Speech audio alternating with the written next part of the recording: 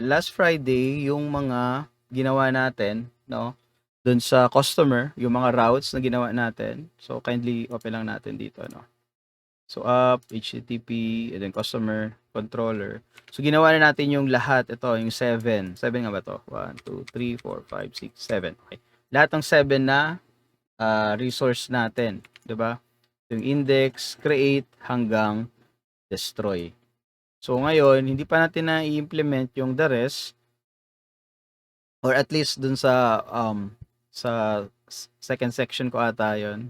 No, pero parang may isa akong section na nakompleto namin until destroy. No, pero anyway, ano yun na lang natin ulit.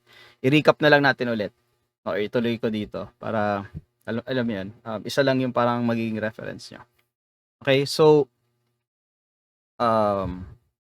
sige, dito sa customer controller, so yung unang function dito na nilabas, no? Kasi ang ginawa natin dito, in-scaffold natin siya. Diba, remember nung nag-create tayo ng controller, ang ginawa natin is, diba, PHP, artisan, make, controller. Tapos meron tayong option dun, -r. So, ibig sabihin ng -r na yan, parang i-scaffold natin yung buong resource. O yung lahat ng expected na function na i-contain nitong controller natin. Which is itong 7 functions na to. Yung index, create, store, show, edit, update, and destroy. Pero, syempre guys, hindi naman ibig sabihin no, na kapag in-scaffold natin ng ganyan, so ilagay ko na rin dito yung command. So, PHP, ito yung madalas din na parang nakakalimutan ng iba, no, yung mga commands. Kasi, ayun nga, like I said, marami kayong command na itatype dito sa course natin na to. Okay? So, like I said, tong 7 na to, ito yung parang sabihin natin na default, no, na meron dapat siya. Although pwede naman na kunyari walang destroy or walang show, pwede naman yun, pwede yung i-remove. Then pwede rin kayo mag-create ng sarili nyo. Kunyari, show something. O, kanyan. Show something na function. Pwede rin yan. Diba? Kaya lang tayo nagda-r para hindi na natin i-create to. No, para shortcut yung ating pagta-type. Okay? So, ganun siya. No? Ganun yung controller. Pwede natin siya i-customize based on our needs. So, ngayon, nakalita natin yan. So, analyze natin yung mga ginawa natin dito. No? So, sa index, ang idea dito is, ayan, meron tayong, ang kagandahan kapag dinash-r nyo siya, makikita nyo itong mga comments na to. So, at least alam nyo kung ano yung ginagawa nung function na yan. So, like, sinabi dito, display a listing of the resource. So, ibig sabihin, kung ano yung resource natin, yung customer. So, di-display niya lang, no, yung list ng lahat. So, dito, ang ginawa natin, gumamit tayo dito ng Eloquent. Ito yung Eloquent query natin. Diba? So, diba, pag nag-database tayo, open natin yung MySQL. So, kapag nag-database tayo, ba't wala? Ayun. Kapag nag-database tayo, diba, meron tayong select, asterisk, from, then table. So, dito, hindi na natin siya ginagawa. Ba't naghihingi ng password? Okay. So, anyway, diba ganyan? So, meron tayong select, asterisk, from, table na to. So, ganyan yung query natin, no? Supposedly. Pero hindi na natin siya ginagawa dito. Kasi yung Eloquent na, yung bahalang gumawa ng ganitong query para sa atin. What we need to do is, i-access lang yung mga functions na yon para gawin yung mga certain tasks. Which is dito sa case natin, para ma-query natin yung lahat ng record sa table, kunyari, ng customer, ating customers, no? Customers, no? Tatawagin lang natin yung all na function. So itong customer na yan guys, ito yung model natin. Makita nyo rito, no? Sa app, models, and then customer. Kasi nangyari dyan, sa Eloquent, siya na yung automatic na parang automatic na niyang i-assign kung ano yung mga method na yan dito. No, once na mag-declare ka ng model. No? Yun yung importance ng ng models, yung existence ng model natin dito. Kasi yan yung ginagamit ni Eloquent para mag-create ng mga optimized query for us. Kung mapapansin niyo dito sa model natin, no, wala dito yung select, wala dito yung insert, wala dito yung update. Kailangan natin siyang i-declare as a model. no? Tapos, dito sa controller, i-access lang natin yung mga functions nila, no? Like dito sa case na to, yung all. And then, syempre, once na makuha natin lahat ng record, ang next natin gagawin dyan is, naalala nyo yung pasahan, di ba, ng data from model, view, controller, no? Nung second week ata natin yon, di ba, may pasahan. So, mangyayari dyan, tag dito, si user, no, mag-create ng request, i-display mo lahat ng records. So, si controller yung parang mag-accept ng request na yon, which is ito yon. Dito kasi magsisimula no? So, ngayon, pag in-access ni user, yung route natin for this, yung index, so, ang gagawin niya, ito yung link, no? Ito yung call papunta sa backend, papunta sa database. No? Yung kinukuha natin yung list ng customer. And then, after nito, syempre, dito, si model, no? So, may response siya. So, ito yung response. Kina-capture natin yung response dito by declaring a variable.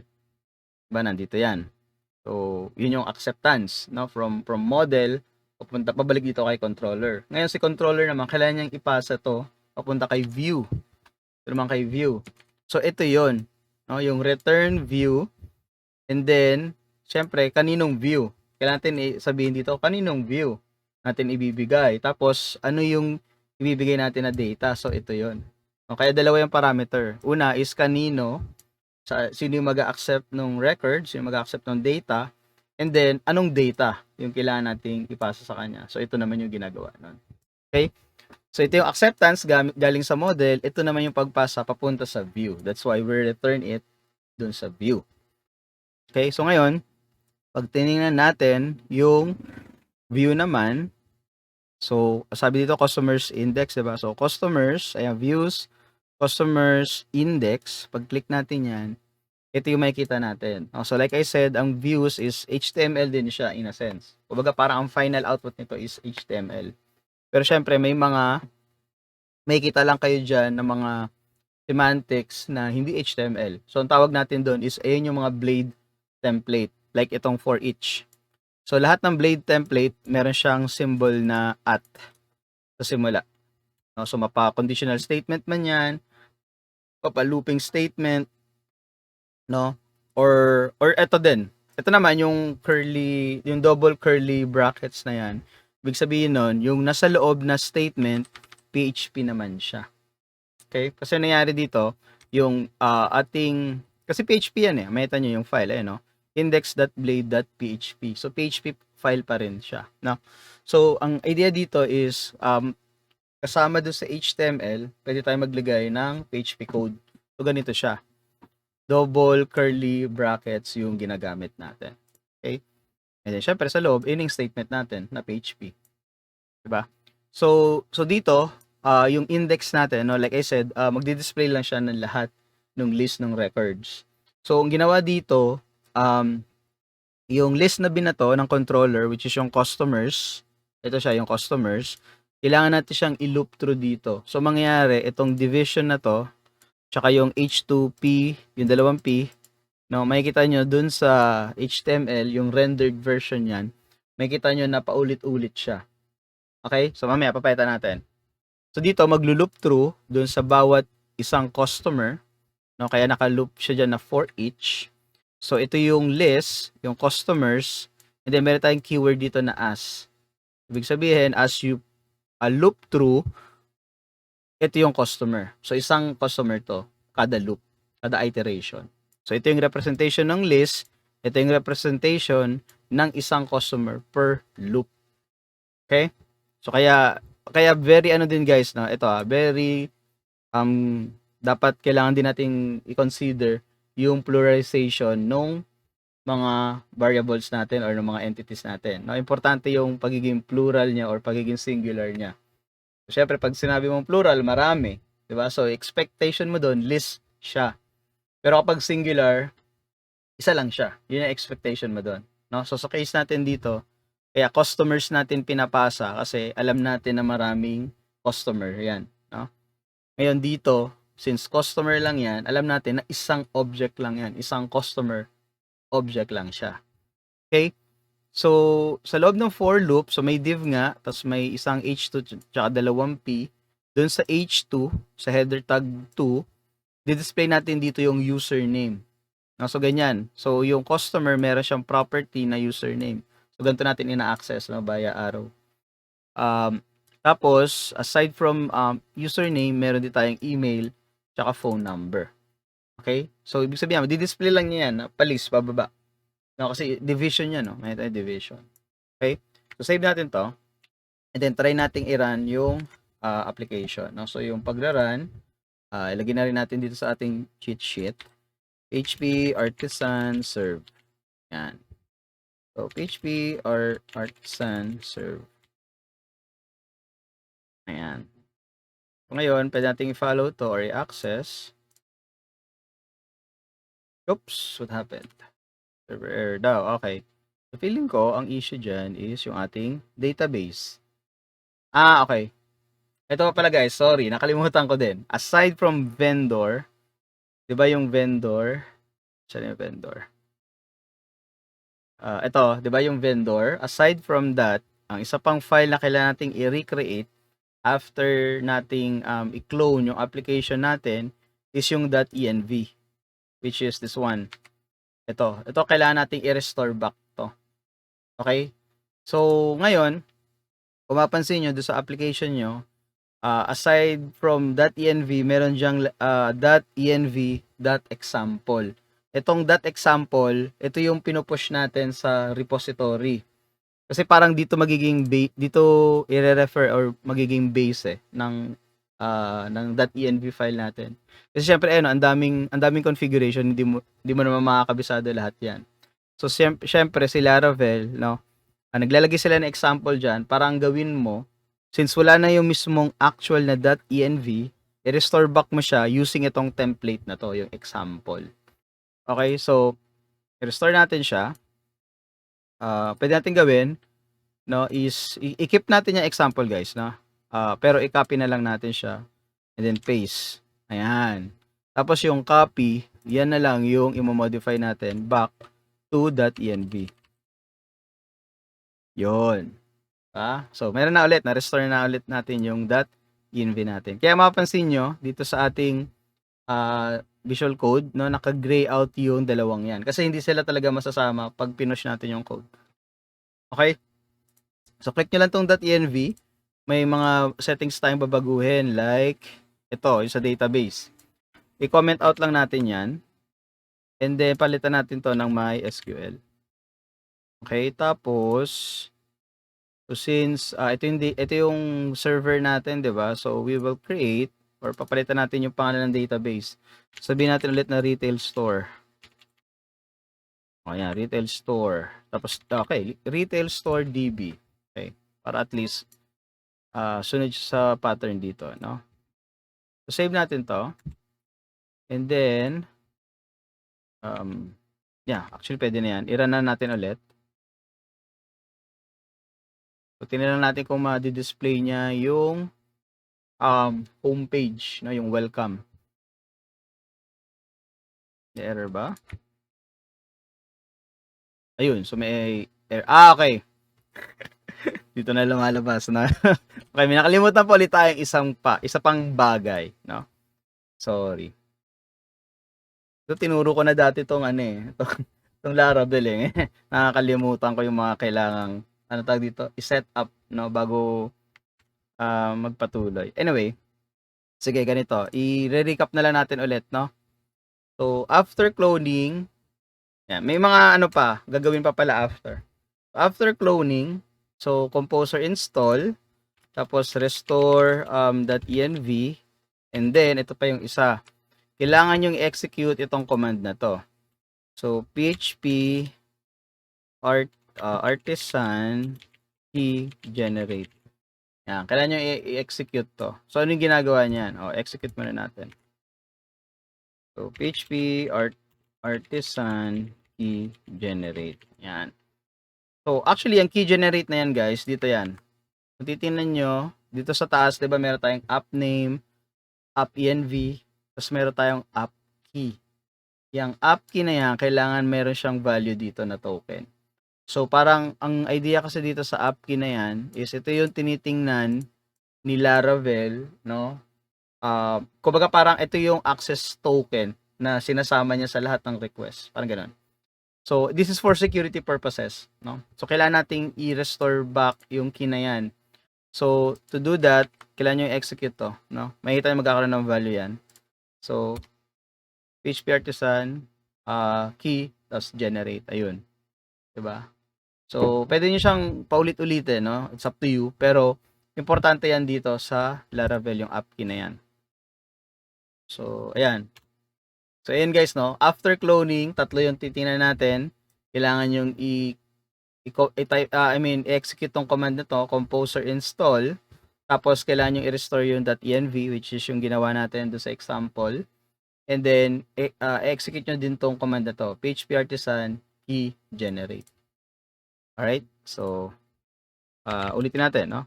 php artisan serve. Yan. I-run ulit natin yung server. And then, refresh na lang natin ito ulit. Okay. Access denied. Okay. Sorry. Nasanay ako. Sige, ganito. Paano ko ba explain? Dito kasi sa PC na ginagamit ko, guys, no? Dalawa yung may SQL ko. Yung isa, standalone. Yung isa, SAMP. Diba? So, yung ginagamit natin sa school is yung SAMP. Diba? So, sa akin, dalawa. So, ngayon, ang problema dito, yung dalawang may SQL na yon, nag-share sila dun sa port na allotted for them, no? Yung default na port para sa MySQL. Anyway, pakita ko na lang. So, SAMP. Yan. So, hindi kasi nakaran yung SAMP natin. Basta yung di nakaran, ngayon ko pala ni-run. Pero meron tayong database. Kasi yung gumagana, yung database ko na standalone. No? Ito yung, may standalone ako na SQL eh. Anyway, so hindi nyo na to, itong step na gagawin ko, hindi nyo na to concern. Kasi most probably, yung naka-install na MySQL sa inyo is yung SAMP lang. No? Wala kayong other standalone. So, hindi siya naka-start, no? Kasi kapag tiningnan nyo, start muna natin. Tingnan natin na mag-error siya. Ayun, so nag-error siya kasi nangyari yung port na ginagamit ng MySQL, which is yung 3306, is ginagamit na nung existing ko. Okay? So hindi niya ngayon ma-run to dun sa default na port na yon. So ano yung gagawin ko? Gagawin ko, kailangan ko munang i-terminate yung standalone ko, no? So pag terminate mo siya, ayan, no, running MySQL 84, running siya. So kailangan ko lang i-stop siya. Yan, para kaya iba yung mga database na lumabas eh. Hindi ito yung mga database ko dun sa SAMP natin eh. So ayan, naka-stop na siya. And then we can start it now. Ayun, 'di ba? Kita niyo ayan, no? 3306. Pwede ko naman kasing gawin is yung dun sa standalone ko, pwede kong palitan yung port na kung saan siya running. Kasi pwede nyo palitan to guys, yung default na port. Pwede ko palitan. Pero hindi ko na siya ginawa kasi wala lang. Mamaya may issue na naman. So, ganito na ginawa ko, no? To remedy lang yung problem is to stop na lang yung isa, tapos yung isa i-run mo, no? So, isa lang yung pwedeng running at the same time. So anyway, close na natin to, and then what we can do is to, ayun, nung ni-refresh ko, pansin nyo guys, nag-iba. Kasi same lang naman yung connection nila, same yung port, pero iba yung mga database na laman. So ito yung para sa SAMP. No, ito yung mga ginawa na, ito yung mga database ko para sa SAMP. So anyway, kaya siya nag-error, it's because yung server ko sa kabila kasi merong password yung ano niya, yung root. Merong password yun. Yung dito sa SAMP walang password. Pag tiningnan nyo dito sa .env natin, yung root, walang password tayong ina-assign. Kung yung gagamitin ko yung ano natin, yung standalone, lalagay ko yung password. 'Di ba? So anyway, so I hope okay na to. Meron pa rin. Meron pa din. Okay. So ang issue dito is yung unknown database, no? Ang problema diyan is wala tayong migration. Okay, tsaka pansinin yung retail store database is that hindi siya nag-exist dito. Retail store lang ito. Ito yung ginawa ko nung last time, diba? Pero retail store DB, no? Delete natin 'to para wala naman siyang purpose. Yan. So, kailangan natin i-recreate muna 'to. So, to do that, pwede nating stop muna 'to, Control C, yung pag-stop, no? Lagyan nga natin sa mga ano, CTRL plus C to stop the server. Yan. Control C lang siya. Ngayon, gagawin natin is PHP artisan migrate. Ira-run lang natin yung migration. Okay, so PHP artisan migrate. Yan. I-run lang natin siya ulit.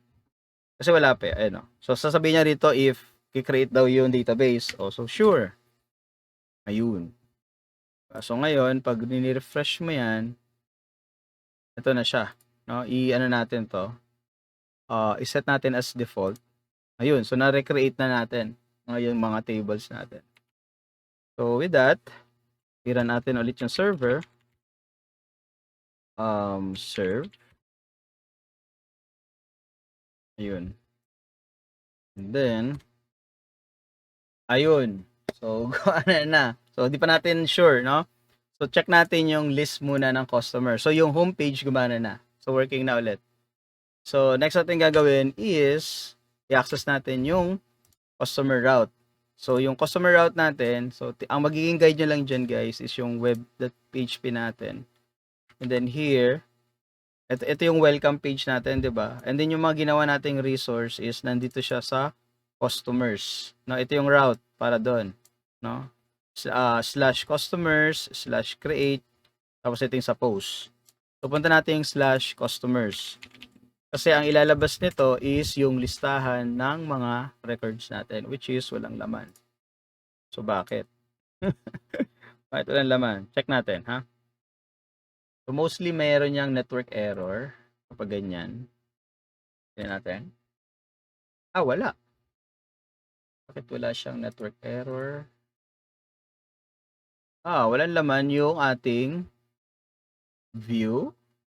Check natin, Walang laman yung ating view. Meron ito. So, bakit wala ito? Customers, at then ito. Ayun, waste no time arguing. Ayun, interesting. Sige. Baka mamaya iba yung view, customers view index. Okay. So, ganito siya, guys, titingnan, So, yung route natin ito, 'di ba? Slash customers.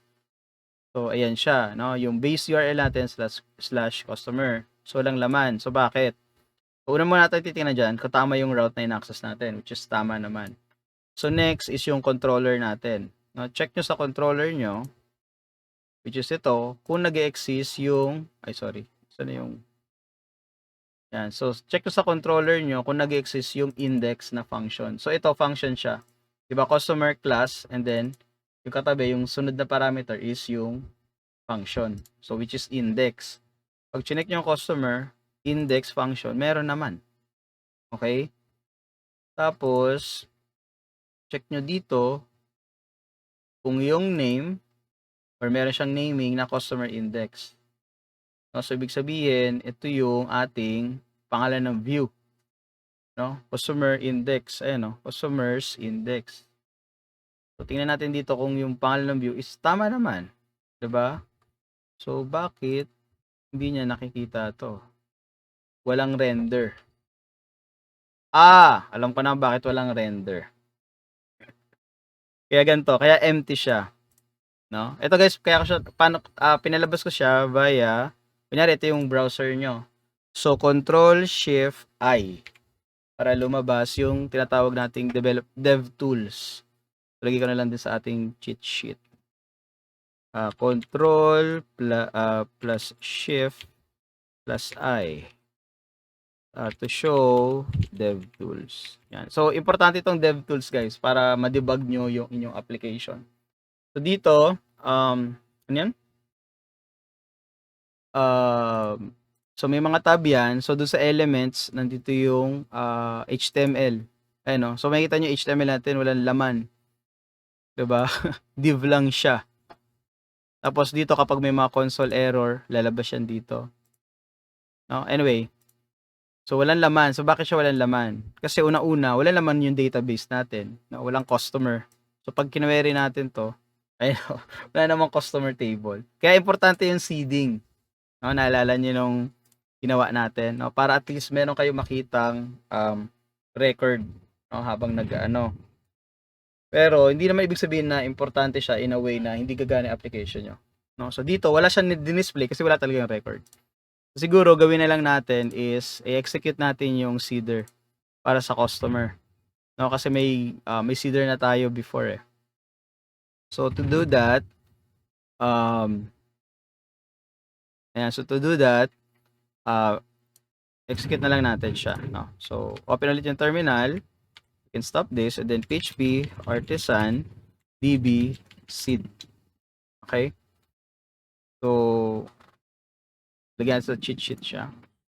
So php artisan db seed. Now, pag ito yung ginawa nating command, in-execute natin na command, yung database seeder yung may execute, no? Pero ang gawin natin, ito lang muna yung customer. Pwede natin kasing customer seeder lang yung paganahin natin muna, no? So ang gagawin natin diyan is dash customer seeder. Ay, wala. Dash lang ata. Sorry. Paano yan? Kaya nga. Kala ko dash. Wait lang Google natin. How to execute seeder file. Sorry, Laravel. Sige natin in Laravel.